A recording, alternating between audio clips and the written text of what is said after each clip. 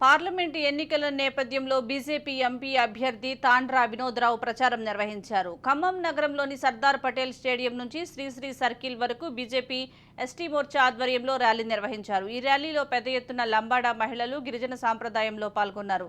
ఈ సందర్భంగా తాండ్రా వినోద్రావు లంబాడా మహిళలతో కలిసి నృత్యం చేశారు.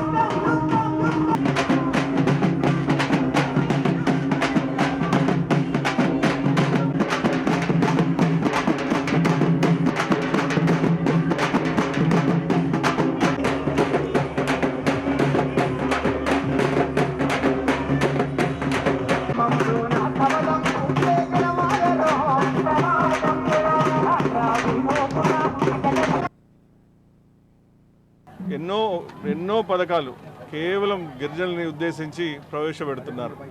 గిరిజన యూనివర్సిటీలు కట్టిస్తున్నారు.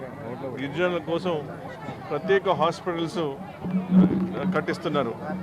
వారికి ఎక్కడెక్కడ ఉద్యోగ అవకాశాలు ఎక్కువనేవో అక్కడికి వారిని పంపిస్తున్నారు.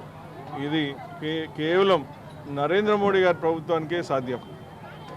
మేము గత కొన్ని రోజుల నుంచి ప్రతి గ్రామంకి వెళ్ళినప్పుడు, ప్రతి తాండాకి వెళ్ళినప్పుడు వారు ఒకటే, ఈసారి నరేంద్ర మోడీ గారికి మేము తప్పకుండా 100కి 100 మంది మేము వారికి మేము సపోర్ట్ చేస్తాం. వారి ప్రతినిధిగా మీకు మేము గెలిపించి మా సమస్యలు, మాకు ముఖ్యంగా ఖమ్మంలో గిరిజన బిడ్డలు ఎక్కువ, నరేంద్ర మోడీ గారు ఉన్న రాష్ట్ర ప్రభుత్వంలో వారి మీద తీవ్ర అశ్రద్ధ చూపిస్తున్నారు.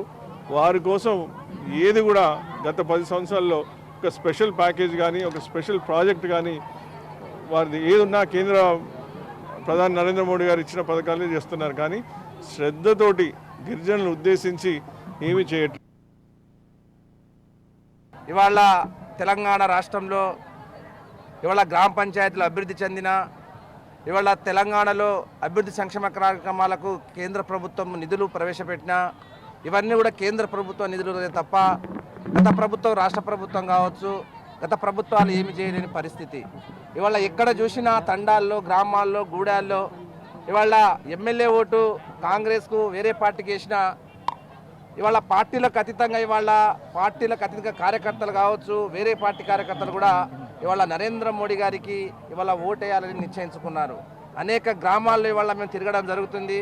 ఇవాళ వినోద్ రావు గారు ఇవాళ పార్లమెంట్లో అడుగు పెట్టబోతా ఉన్నారు. ఇవాళ తెలంగాణకు ముఖ్యంగా నరేంద్ర మోడీ గారి నాయకత్వంలో సమ్మక్క సారమ్మ యూనివర్సిటీ కావచ్చు, ప్రధానమంత్రి జన్మన్ పథకం కావచ్చు, ఒక మహిళకు పార్లమెంట్ ఇవాళ మొదటి దేశ పౌరురాలుగా ఇవాళ నియమించడం కావచ్చు, అదేవిధంగా ఏకలవ్య పాఠశాలలు కావచ్చు, ఇవాళ ఏ అభివృద్ధి సంక్షేమ కార్యక్రమాలు చూసినా నరేంద్ర మోడీ గారు ఇచ్చింది తప్ప ఈ రాష్ట్ర ప్రభుత్వం ఏ ఒక్క సంక్షేమ కార్యక్రమాలు చేపట్టలేదు.